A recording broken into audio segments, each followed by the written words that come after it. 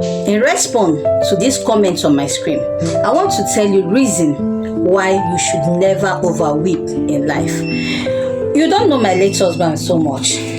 My late husband so much loved me to an extent that he could live with me for 5 good years without bearing him a child, and he wedded me. Have you ever seen a place where a man used his mouth to tell his wife, baby, you know something?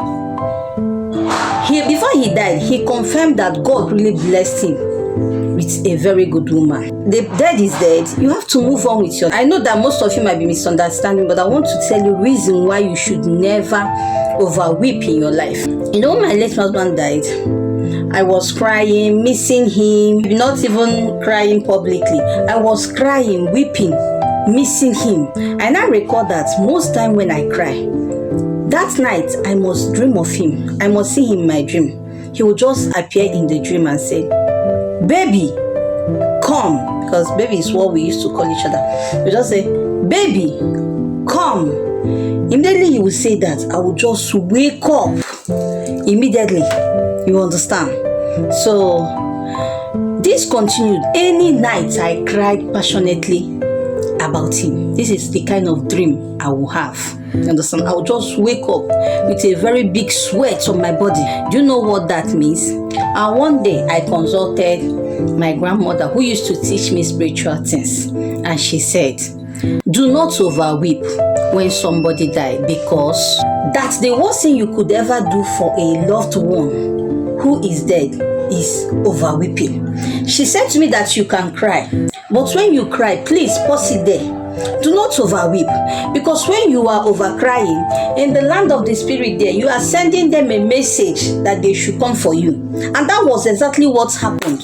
Whenever I cried or wept so much about my late husband, that day I must dream of him coming to take me. Baby, come. Immediately he will say that I will just wake up with a very big sweat on my body. See, no matter how you love them, do not overweep, because physically, if they say, okay, the day they are burying those people, no matter how you love them, the day they are burying those people, they will say, oh yeah, open this grave and enter. I know that you that is saying that, even if it's your wife that died, you that is saying that will never enter into that grave and follow that person. So why are you telling me not to move on? No matter how you love that person, there's every possibility that you must even fall into depression when you continue that you're weeping. Listen up. When my husband died, why I took up this courage to hold myself is, one, I looked for a child for good 9 years.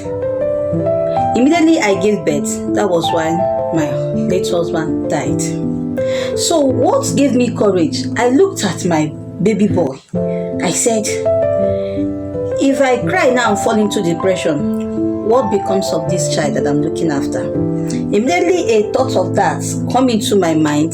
That was when I held myself. It's not even people's courage. It is me encouraging myself. I try to live because of people that are looking up to me. When you overweep here on earth, you are sending a direct message to them in the spirit world to come for you, that you are tired of being here. This has been the mistake many of us did when we lose our loved one. You see somebody crying uncontrollable. You see a man that lost his wife, he'll be crying like tomorrow no day. Before you know it, after the woman's burial, the man will fall into depression. The man will develop one eye problem or the other. The only thing that you owe to a dead person is to reconnect them spiritually by praying for them, by doing a reparation prayer with their name. Anytime you pray, you mention them, because their spirit is still with you. See, you have to move on and continue your life purpose. Whatever it is your purpose in life, pursue it, pursue your dream, pursue your career. Do not overweep. Even the Bible said that too much of everything is bad.